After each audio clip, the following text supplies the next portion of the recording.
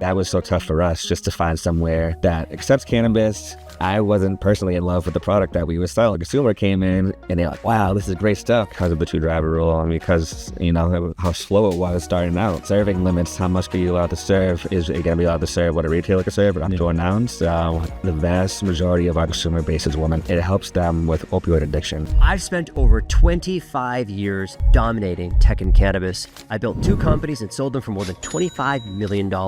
I know how to turn ideas into cash. But today, it isn't about me. It's about learning how to level up from those who have done it time and time again. Devin Alexander isn't just a cannabis delivery operator. He's a fighter.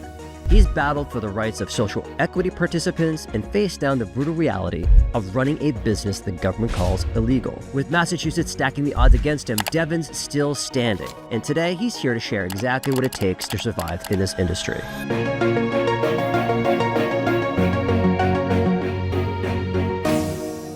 My name is Devin Alexander. I am the CEO and co-founder of Rolling Releaf. We are a marijuana delivery operator based in Newton, Massachusetts. I love that. Marijuana delivery operator, MDO. Do you choose the word marijuana specifically in this case? Or do you like to say cannabis? Or what's your stance on that actually? I prefer to use the term cannabis, but the technical term for the license is marijuana delivery operator, even though they're the Cannabis Control Commission. Exactly. Oh, that is interesting. I never thought about that. Yeah, Cannabis Control Commission, the CCC, is licensing marijuana companies. Exactly. Right? Marijuana, hemp, all that stuff. So delivery operator, delivery is one of those things that, especially in the very beginning where people are like, all right, this is going to be a great thing. I think, what was it back then? It was like the MCA, some group that was trying to shut down delivery or at least open it up to everybody versus keeping it just a social equity. There's known as the CDA. CDA. The Commonwealth Dispensary Association was made up of about, I would say, 80% of the retailers in the state at that point in time. This is going back to 2019. And delivery in Massachusetts is exclusive for equity applicants. The original exclusive window was 2 years, but we were able to lobby that for 3 with potential for more. And the only delivery license that existed at that point in time was known as delivery only. It's known as a courier license now, but before the delivery operator term, courier term came out, it was just delivery only license. That's what it was called. And so that one, in that particular case, that means you're just picking it up from the store and you're delivering it to a resident, which means that you're basically like DoorDash at that point. Exactly. Your glorified Uber Eats is what we would call it. And, our biggest concern was after that exclusive window was over, what incentive would that retailer have to keep that delivery courier around when they can do delivery themselves? Right. Especially the big MSOs, they have their own transport and stuff like that, or even just larger, 3 dispensary stores. They have their own full team of people that can, and getting a transport and then getting a delivery courier, it's not that hard for them to turn that on. Whereas as a person coming into the market, it's obviously cost prohibitive to start anything in cannabis. 100%. And Social Equity Trust Fund wasn't even established at that point in time. That's right. When these initial delivery licenses came out. The second application for the second round of the trust fund is coming out today.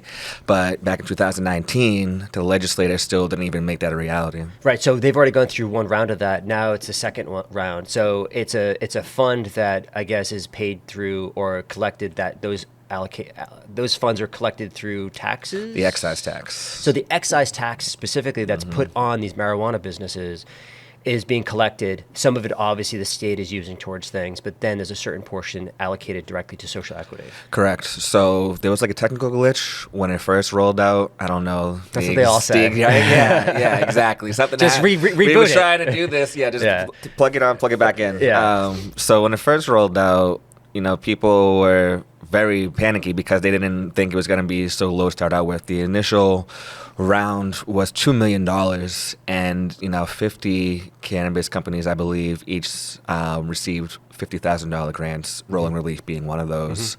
Now, the second time around, there's $25 million in the Social Equity Trust Fund, and they've tiered it out. There's tiers 1 through 4, to give people who are at certain stages of the process enough funds. If you're pre-operational, you'll get up this much. If you have a provisional, you'll get this much. If you're commenced ops, levels. Yep, exactly. And so I think the highest level that they're discussing of grant funding is $500,000.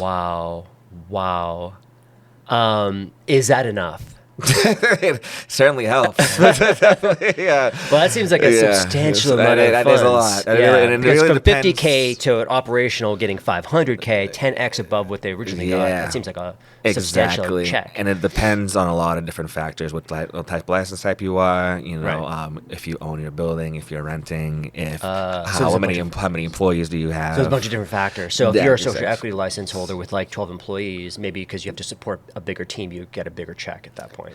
In some cases, yeah, some for cases, sure. okay. But if you don't even have a provisional license yet, all you have is just an LLC form, you would only be able to receive a certain amount of funds. Okay, and so how is the delivery business going? I know you were very early on, obviously a giant advocate, with a bunch of other people like Chris Fevry. We've talked to many times. We're mutual friends with, and a number of others. How is delivery going? It's good for us, but it takes time, just like anything else. I'll be honest, when we first rolled out, it was very slow for us, very slow. There'd be days where we would only get one order all day, and it would drive me crazy. Right. And you're like, bang your head against the wall, like, what 100%. are we doing? Yeah, our facility is in Newton, and I live in Quincy, so that's a 30-minute drive home. So there'd be days where I drive home in silence, not even put the radio on, just thinking, just in my head, how can I get this popping? How can I get that moving and grooving? Yeah. We launched in late February of 2023, and stuff didn't really start popping to us until May. Cinco de Mayo, right? surprisingly, was the day everything turned around for us. Was that because of like advertising, or what were you guys doing at that point that made that pop? SEO. SEO is critical for deliveries because we're a non-storefront retailer. People can't walk into our facility. People can't walk by and see us. Right. We're not allowed to have markings on the side of our vehicles as well. So we neglected SEO in the beginning, and we paid for it daily. We had a lot of hype coming out. We were covered in a lot of news coverage. I've seen you on the news like every other week. I'm like, oh man, Devin's gonna crush it right now. But and then you get that one order, and you're like, our consumer base that we were serving wasn't watching the news apparently. So well, actually, they didn't know who I was. Yeah, let's talk about that because it's like, sometimes people, I have a few people who knew you were coming on to the pod, and they had questions like, who are these consumers? Are they new consumers who have never tried cannabis before? Or maybe they just had like a dealer before and they're trying to figure it out. Like they're never walking into a dispensary ever, so they choose to get it from you instead. Or are these existing consumers who were just like, hey, I'm being lazy today, I'm just going to call up? It's really existing consumers. I used to be a bud tender. That's how I started off in the industry at a medical marijuana dispensary previously known as Irmont in my hometown of Quincy, Massachusetts. And so I would get I would see 40 to 45 medical patients a day just by myself. And I would get question after question after question after question, and they would just buy something completely different than all the questions they would ask me. It would drive me nuts sometimes. Yeah. And so they don't know. With delivery, right, people already know what they want. And if they have a question, they can type it in the Google right there because they're on the computer already. And that's why search comes into play. Exactly. But we do receive phone calls from some people in terms of how to place the order. That's really just the biggest thing because we have order minimums and people don't understand tax. Certain amount of money. You orders before tax and then before after tax. Right, exactly. They don't understand all that. But I would 100% say the vast majority of our consumer base is women. Oh, okay. That's interesting. What's the split, like 70-30 or something like that? I think that's fair to say. Middle-aged women. Why do you think that is? They feel comfortable in their own homes. They don't feel judged. They can be with their children as well. There's been times where I've sold cannabis to a woman in her household, and she's holding a child in one arm and signing with the other arm. You can't bring the kids into the dispensary, right? So I think that gives them more incentive for stay-at-home moms. Yeah, that absolutely makes sense because, I have 3 kids, so I know, like, sometimes, especially little ones, it's so hard to get it all done. And then if you've got to go into a dispensary, you can't bring your kids in there. What do? Leave them in the car? And I think there's some actual restrictions around that. Even 100%. You can't even be on the premise with a kid. Yeah. No, even back when we were in the dispensary, people would leave their kids in the car. Kids would get out of the car, knock on the door and stuff. I've seen a lot in my day for sure. It's been craziness. So I know it's not like that in most states, though. I've heard of other states where the kids are allowed in the dispensary. I can't name off the top of the head right now, but I have heard of that. If you think about it, Massachusetts, I think is also very much against like kids being in bars and stuff like that too, right? Whereas I think it's like a little bit looser because if it's like a bar restaurant, then it's obviously you Or can be around breweries, right? brewery. Breweries, you see kids all over the place Yeah, at breweries, that's true. I've right? seen. Yeah, you go to was a brewery it, and like Jack's Abbey. There's like they're kids running serving everywhere. alcohol that is way more higher in content than your average bar, right? You're serving triple IPAs that are like 11, 15%. You bring the wife, you bring the kids, you bring the dog, and you get in the car and drive away and nobody bats an eye. Right. Well, that's what I was going to say, because when I was in New York City for a long time, I was raising my kids in New York City, and there was a kind of like, it was a big space that had multiple kind of like vendors in it that were just like food vendors. It was called Bergen. And they'd have kids' birthday parties in the place, right? And it was a full bar, it's a giant bar in this place. And it was really fun, though. You know what I mean? And so I get that. Obviously, social consumption, is right around the corner here, trying to figure out some of those rules. So it's like, what's that going to look like? Obviously, 21 plus, it's, there's still much, the stigma still exists with, it's like, protect the kids at all costs. Like, they can't ever be exposed to it and stuff like that. Not to get myself in too much trouble, but my kids are around it all day. Yeah. I have it in my house all the time, obviously under lock. Yeah. But like, there's certain aspects to it that my daughter actually yesterday still asks me, hey, is this water okay? Is it like safe to drink? Or does it have good feels in it? You know?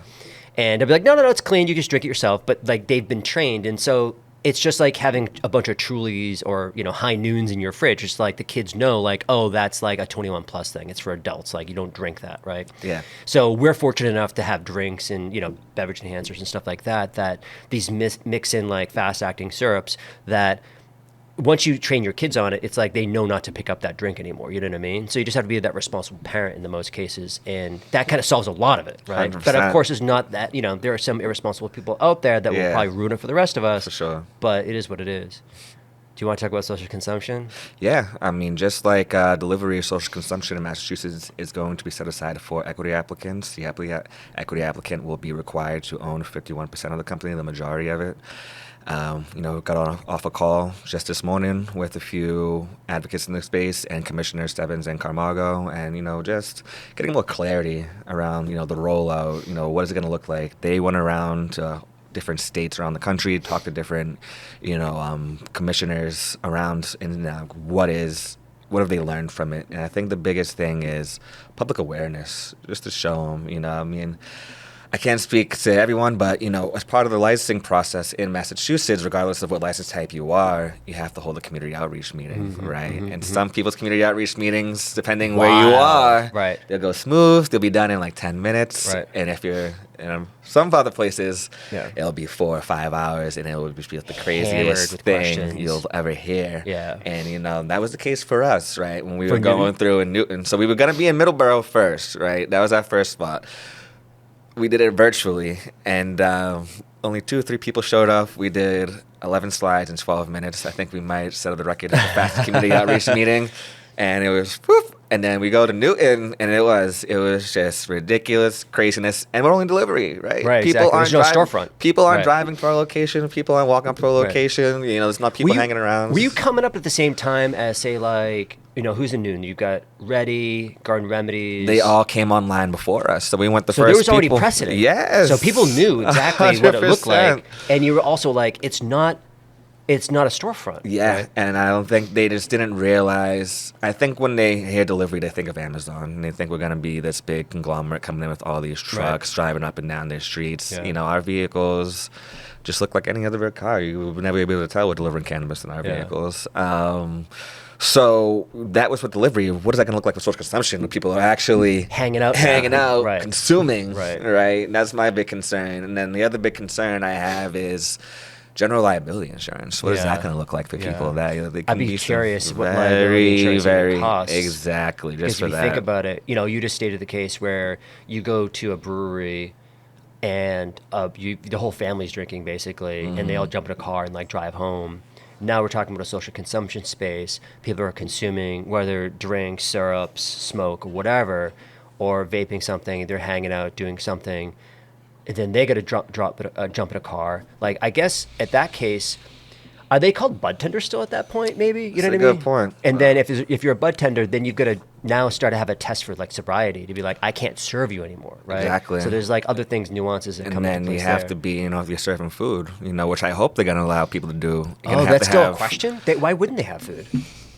That makes no sense. They wouldn't. and you have to have, serve safe trainings, certifications, people that are actually trained to handle food, in addition to all the responsible vendor training that the regular licensees already have to go through. So I think those are a lot of questions that come into place. Hours of operation. How long are we going to be allowed to stay open till? Right. You see some dispensaries are allowed to stay open until 9 p.m., some allowed to stay up until midnight. Right. And so Well, what's a this all lot of going it's to look determined like? by the towns, though, right? Exactly. So the And way just I always look at the CCC is that the CCC cares about diversion a lot. Now, social consumption is obviously going to change my opinion on that, but it's really like diversion. They're like, you just can't walk. If it steps outside of metric before it gets to a customer, that's a problem, right? Whereas, they just expect some little kid walking down the street and be like, just throwing weed at them. You know what I mean? Like, hey, here's a little. So Yeah. diversion is one of those things that obviously the state cares about significantly. But I know the towns, and especially our town that we're in right now, they won't allow us to bring any flour in or any ground, any material. It has to be just pure distillate. Wow, I didn't know Because that. the smell, they're just so worried about the smell. And they were like, literally, if you don't have a great odor mitigation plan, we won't allow you to bring anything else in, basically. And even just to get distillate through the door took us thousands of dollars in engineering costs to be able to have an odor engineer look at this and assess it and actually put a statement out there that says this does not smell at the levels of like something like a flower would be.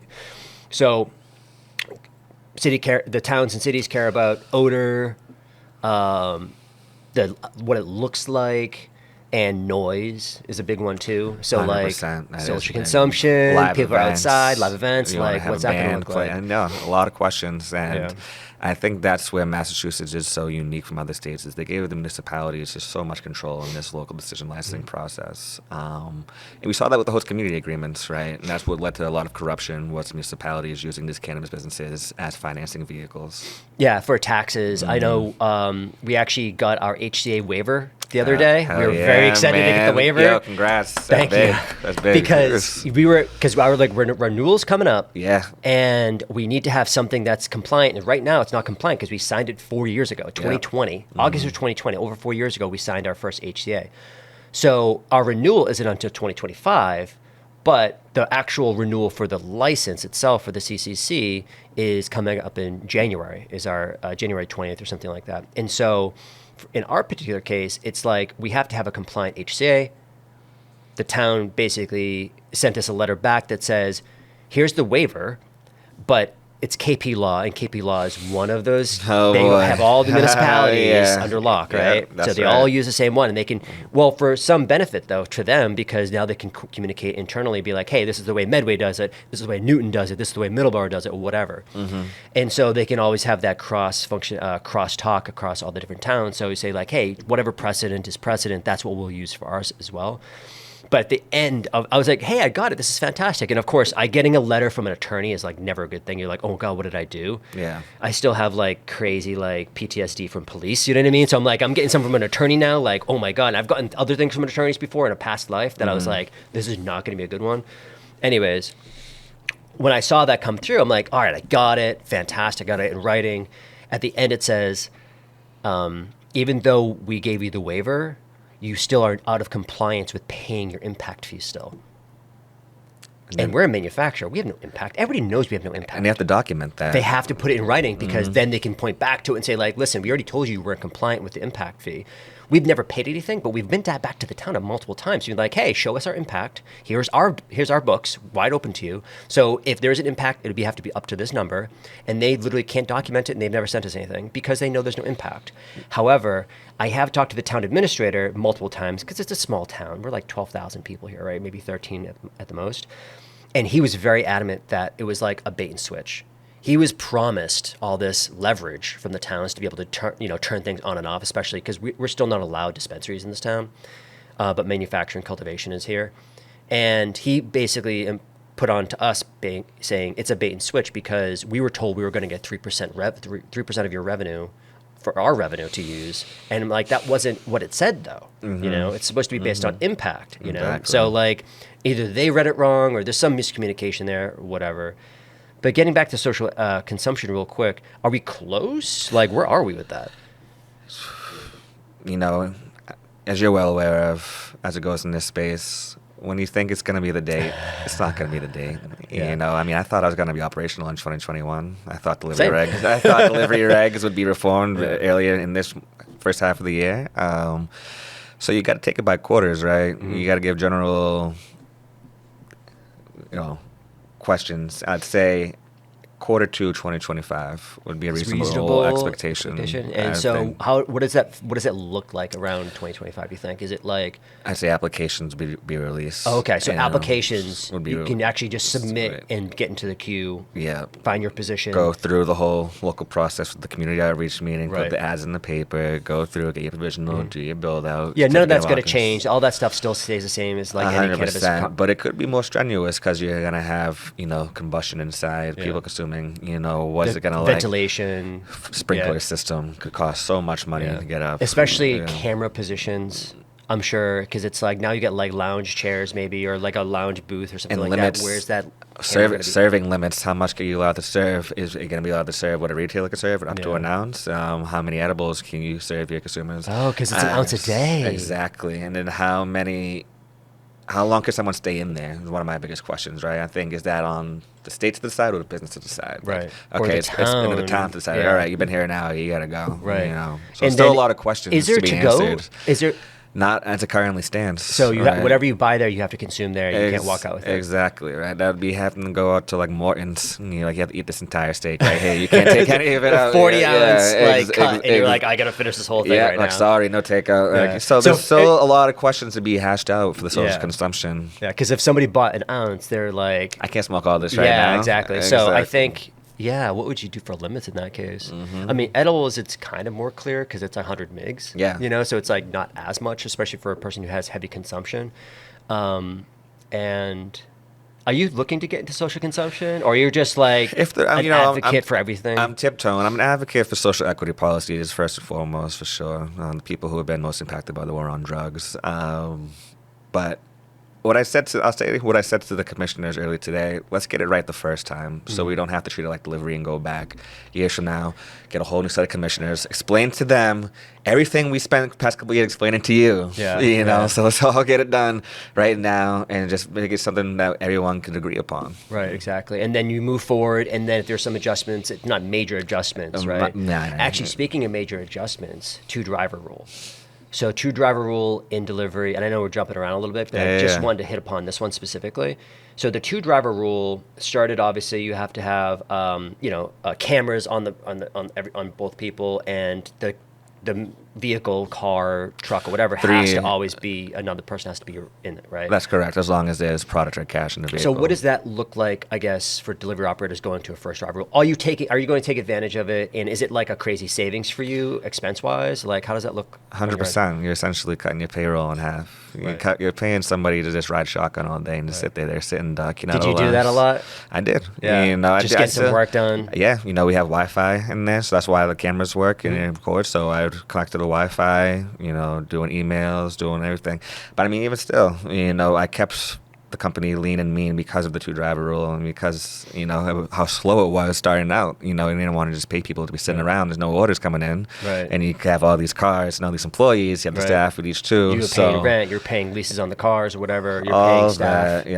All that. So we kept it small, and me and my partner, Bryce, who I've known since I was 14, we wore all the hats. We did everything. Yeah. So in the beginning, it was probably just you two in the car, like driving around, right? Oh yeah. And then we had the dispatcher in there, so we kept it small. Oh, that's right. You have to have a dispatcher as well. So there's 3 full-time employees you have to have on staff. Yeah. So minimum. So the dispatcher, obviously, we had them double as the inventory person. Exactly. Dispatching, you're doing the inventory, you're answering phones. Yeah. Everyone's wearing multiple hats. There's no one person that, like, obviously people have departments. You're a buyer. All you do is buying. Right. You're a sales. All you do is sales. Like, no. That doesn't exist. You're multi-talented. You're doing a lot of things here. Right. But as now we free up with the regulations, now we can switch back to those. Now we can take a step back.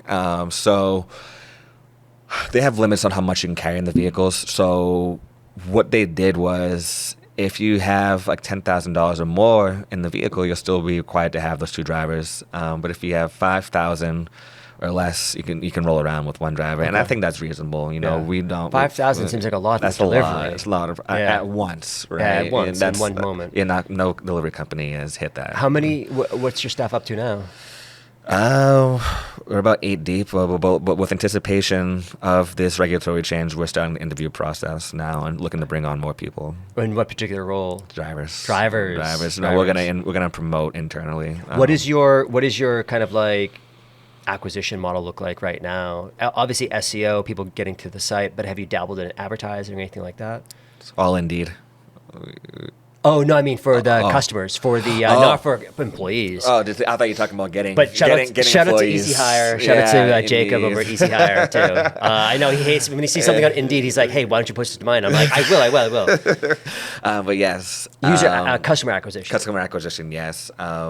Our main source. You don't have to give away all your secrets because I know there's a couple of guys listening to this podcast. For sure. Our main source is our website now. Okay. But we're also listed on Leafly and Weed Maps. Okay, and you pay for those services to get that traffic? Now we do. When we first launched with Weed Maps, they have a social equity programs. They gave us 1 free year of service and using that, which has been very beneficial for us. That's fantastic. But now, we pay like a monthly fee for it. But yeah, I'd say our local SEO, organic SEO, has helped us drive Google reviews, Google searches. Yeah, and I think a lot more people are getting onto that SEO wagon because I'm a tech guy through and through, 20 plus years, veteran technology. SEO has always been huge. So when I see nobody taking advantage of it here, I'm like, well, I'll do that. Yeah. 100%. So we have an SEO person, and a lot of our traffic is coming through SEO as well, just to discover who our products are. Of course, you can't check out on our website, unfortunately, but there are solutions for it coming down the pipeline. Shout out to Jack Roosevelt at Lucid, Lucida. But basically, for us, SEO has always been really important, but at the same time, it's like there's only so much we can do to get people into the stores, right? At the end of the day, it's up to the dispensaries, which means it's up to the bud tenders, to actually like sell through that product for us. So the bud tenders have to love the product in order to get really, to be with it. And I think that's a big thing, right? So when the first dispensaries rolled out, everything was vertically integrated. We weren't wholesaling from other people, right. And it's just what we had. And I wasn't personally in love with the product that we were selling. Right. And the consumer came in and they're like, "Wow, this is great stuff," right? I'm like, "Yeah, sure, buy it all." Exactly. But now that we have the option to shop around and we have small batch companies that are creating craft products, I think that's what makes the adult use more exciting for sure in that sense. Yeah, 100%. And it's up to. Hopefully we can find a way to make the craft exist still, right? That's the trick. It's like, especially craft cultivators, it's hard out there because then you got, these tier 11s that can just pump out tons and tons of flower. And it's just like, well, how can you manage that many plants and still consider it craft? At that point, it's scale. It's not craft, right? So it's like, we're talking about the people who have like less than 5,000 square feet canopy who are like really just like with the plants every day and those particular plants.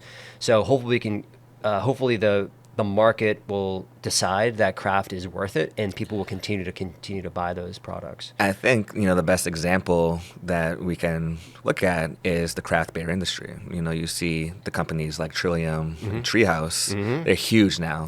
But they're producing craft products that people literally take by the dolly full to their cars. Exactly. They just wheel it all out like, all right, give me all this, and this. This will last me a weekend. Exactly. So there will always be a market for a quality product. Yeah, sure. Absolutely. I think quality will trump a lot of things in the market. And we love craft. We want to try to figure out if we can partner with craft growers ourselves even at some point. So if there's any craft people out there that want to give me a shout out, like I'll totally take that phone call because we're always looking for people that can grow really, really well to try to figure out how we can work with them.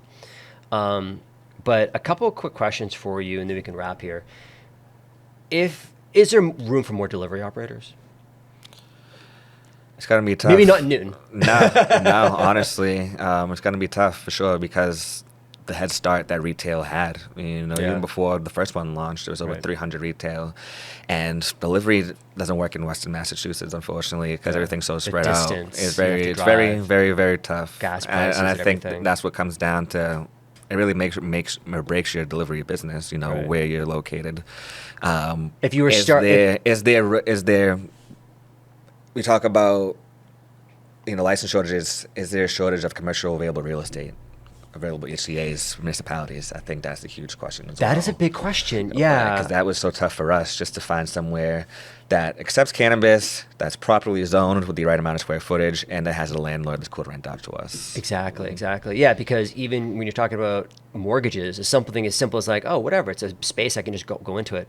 Well, if the mortgage company won't allow you to lease to a cannabis company, you're out of luck. Exactly. It doesn't matter if it's the perfect location. It doesn't matter if the town administrator is like, yes, please come in here. If that building isn't appropriate, whether through mortgage or even just zoning, sorry, tough luck, We actually struggled a lot to get our space because I found this space on Craigslist. Yeah. Like that's how I got it, because it was just so hard back then. We're talking 2020, just trying to find a space, trying to find a town.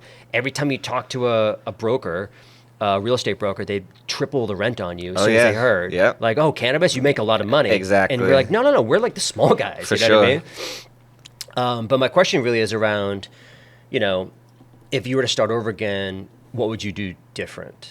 SEO. 100%. Right from the beginning. SEO right from the beginning. So the build out, everything else, you still choosing Newton was the right choice. Oh my God, the building, everything was great there. And my partner, what we would do is we would look on LoopNet. That's what we would go on. Yeah, LoopNet. That's my go-to. I was actually on it the other day. I was like, just looking. That just was what's ours. out there. So we would look at LoopNet. We would try to configure, because they have the town maps, and I would hate looking at the town map. I'm like, I don't know, there's a fall. There's a fall over here. Yeah. So we'd find the address. We would send it off to our attorneys. Our attorneys would verify if it met all the local zoning, and then they would reach out to the town on our behalf. So obviously, previously, we wanted to be just any way we can get our foot in the door, and that was very foolish thinking for delivery. Obviously, you're a manufacturer, it doesn't matter what. You can be anywhere. Right. You're great, but delivery, you have to be... You have to get to condensed populated areas in a certain amount of time, or else people aren't going to really want to use you. So what are the big openings right now in Massachusetts? So not Western Mass. I know there's a delivery going up in the North Shore area, which I think is a great spot. Yeah, up in Salem, there's one coming online. Yeah. And it's just tough. But I think I truly believe Newton is the perfect location. Just so centralized, but also really close to the city. Especially where we can be damn near anywhere in 30 minutes. Are you right next to the highway? Oh, yeah. Next to the Mass Pike, so we can be in the Framingham, we can be down the Quincy, we can be right here. What's something that's really helped us is we share a border with the town of Waltham. And the town of Waltham is a yes town, but they have 0 operating dispensaries now. Yes, and that's due to their bylaws, right? The town of Waltham made... Their bylaws really restrictive. Right. They were the first town that I've seen that had a minimum square footage requirement. If you want to open a marijuana establishment in the town of Waltham, your facility cannot be less than 2,500 square feet of space. They're not allow you to operate on Sundays. They don't allow you to operate on holidays. They got blue laws over there still? Oh, yeah. So that's great for us. Yeah, exactly. So we keep them out. We call ourselves the mayors of Waltham because we're the only ones that we know of that are legally selling cannabis in Waltham. Right, exactly. Some people but you can't beat us in Waltham. We could be anywhere in Waltham in 20 minutes or less. Yeah. That's fantastic. Yeah, we know we know a company who's trying to get in there, and they're it's all the municipality stuff that you got to deal with, the restrictions, regulations. They overregulate to make sure people. It has to be that unicorn for them, and otherwise it can't happen. Exactly. What about I guess, what are some big things that are coming up right now for you? Anything you want to give a shout out to or anything like that? Any events you're about to go to, getting ready for? You still travel a little bit, right? Yeah, no. So it was my birthday earlier this month. Hey, happy birthday. Thank you. I just turned 31 back on September 5th, and then September 6th and 7th was New Canaan, Atlantic City, New Canaan, New Jersey. So I went down. So outside of Massachusetts, I'd say I have the most connections down in New Jersey. And it's funny because that was my first time actually being there physically in New Jersey. So I have a lot of friends that have retail, some processing. So it was great to just see all of them, just catch up everybody in one place. It reminds me a lot of Massachusetts back in 2019. You know, everyone's bushy-eyed, full of hope, and just excited. The valuations are super high too. Oh I got God. a deck the other day from a person who's looking to raise in New Jersey. It's this crazy grow, and they were quoting some crazy. They're like, "Yeah, we're gonna sell it at X," and I'm like, for like a year, and then it's gonna be Y, and then it's gonna be Z, and it's like you got to brace for impact. 100%. So it was really cool to see just how the New Jersey market's shaping out, and all the major players that are starting to come in the game. They have a great community of advocates as well. Shout out to Tahir Johnson, Tahid Chappelle, Jess Gonzalez, Nadir Pearson, Precious, Tyon. A lot of them. I can go on for James Jackson. A lot of these names I know. I've interacted with, but never met in person. They rolled out their, equity grants. They gave like $250,000 in grants to a couple people, $100,000 grants to a couple people. That's a good start. So that's a great start before you even get your license and have to start paying all these rent just to have that in tow. That's what makes you more attractive to investors, right? Because we didn't have all that. We had to jump through so many other hoops to just get people to take us seriously and want to invest in us. But having that already capital built and put to the side is going to make you more attractive to them.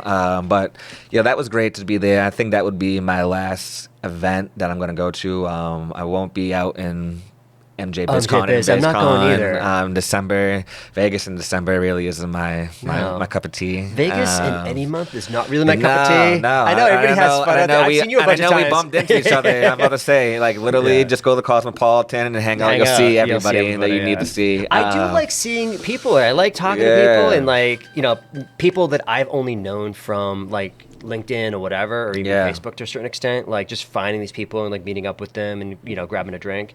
I don't drink alcohol, but of course I'll drink my own products, which I always have on me when I'm over there too.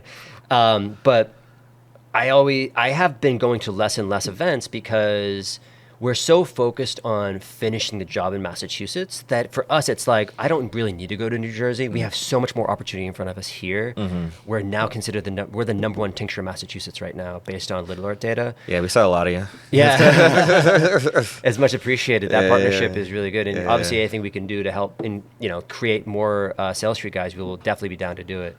For sure. But Vegas in December, but I think they need to come up with a new location to house their events. I think I really like how MJ Unpacked moves around to different cities. Same thing with Flower Expo. Flower Expo just recently announced they're going to be coming to Florida. And I think Florida is going to be voting on legalization this November. There needs to be more provisions in terms of home grow for sure. But I think with Florida coming online now, we're going to see a lot more Florida-based events, and that's something I'm really excited for. Yeah, exactly. Yeah, Florida is one of those markets that are dominated by medical, and they don't have license caps like that. Yeah, there's like 120 True Leaves or something like that down there. It's like insane. It's like how do you compete with that? I don't know, but maybe figure out a way. Gotta find my old True Leaf contacts and see if I did mass. Exactly. So what else? Anything else promoting? Anything else you want to throw out there before we wrap? The Weedica group, they're going to throw an event called This Party on October 12th down in Kingston, Mass. Really good friends of mine. Terp Basel, I think that's something I'm going to go down to. It takes place during Art Basel. That's Florida, Miami. Yeah, and that's in December. So Art Basel. I'll definitely try to check that out. Terp Basel. I didn't even heard about that one. Oh yeah, no, that's couple of years old now, less than 5 years old. So they've been running that. So I'm excited about that. Finishing up the year strong here. Really excited about getting these regulatory changes in place finally. 2 weeks from today, the public comment period will end for the changes for delivery, microbusiness, and telehealth. There will be a public meeting 2 weeks from today in Worcester at the CCC headquarters where people can give verbal testimony about the changes they want to see. And then there's a meeting that following Thursday where hopefully they will send these draft regulations off to William Galvin, the Secretary of the Commonwealth, where they'll be promulgated and finally take effect after 4+ years of fighting for. I know, it's been a long time. So I'm just ready to move past it, focus on other things. I think something that you're going to see pick up a lot of traction in the coming months and years ahead is a fight to increase the purchasing limits for consumers. I know there's a lot of conversations happening around that. Yeah, there's a lot. I'm in the MCC group now, and it's really interesting to see the different policy things they're pushing, and one of them is kind of raising the limits. So I'm definitely for that. And definitely behind from that. 5 milligrams to 10 milligrams. And single serving, for instance.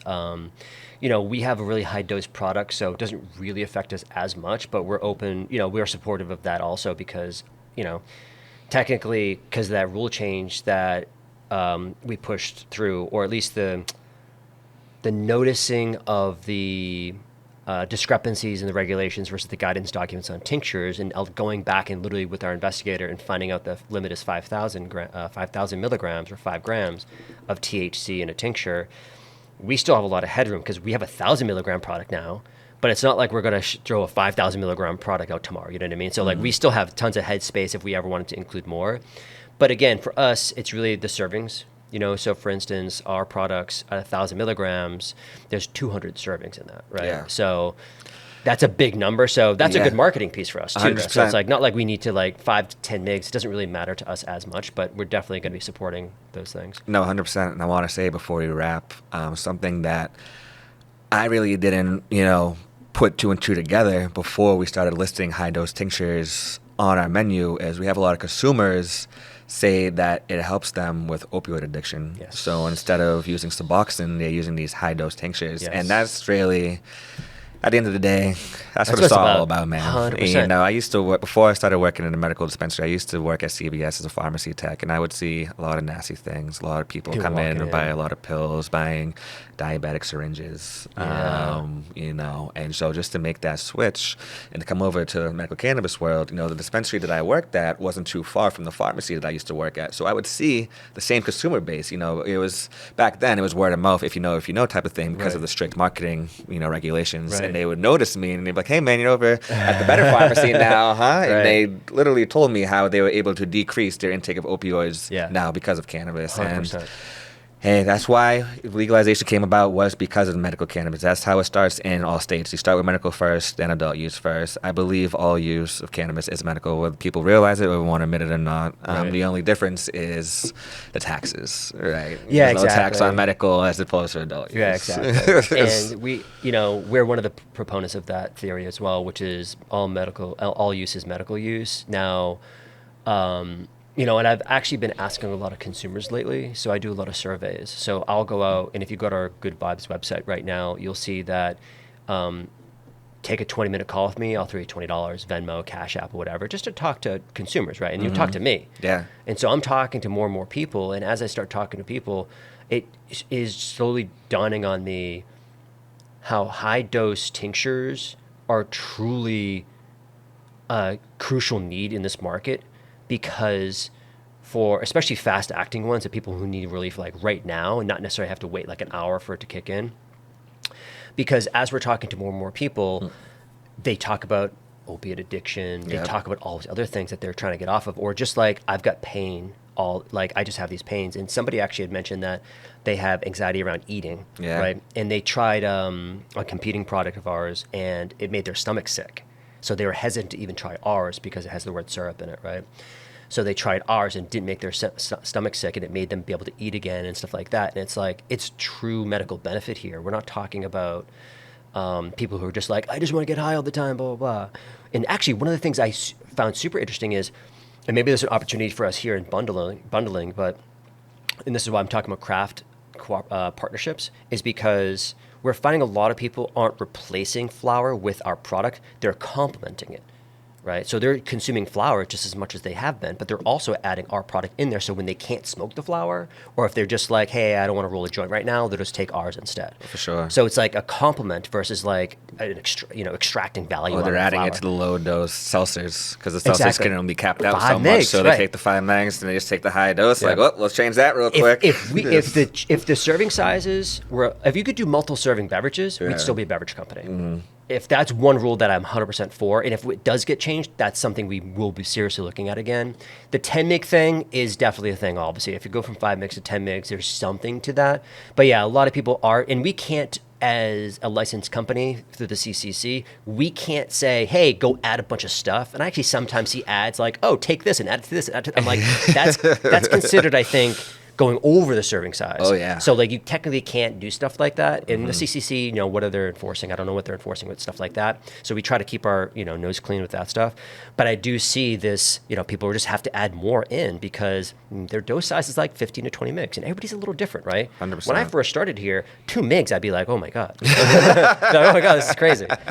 But then it came out to, now I'm probably closer to like a 10, 15 mig person just because I'm around it all the time. And, sure. If I need to, at the end of the day, after the end of a stressful day, like I'll just, grab a couple of seltzers or whatever, and I'll just consume it, and it just takes the edge off, and I can have fun with my kids again. I can be like, I can leave all that at the door. When I walk through the house, it's like daddy's home. You know what I mean? So that's what I really love. All right, fantastic. So that's a wrap.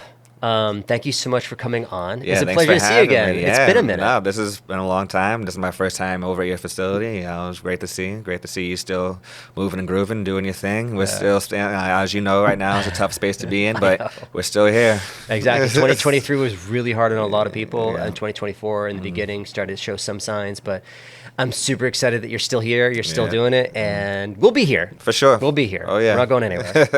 Pleasure, man. My man. Appreciate you.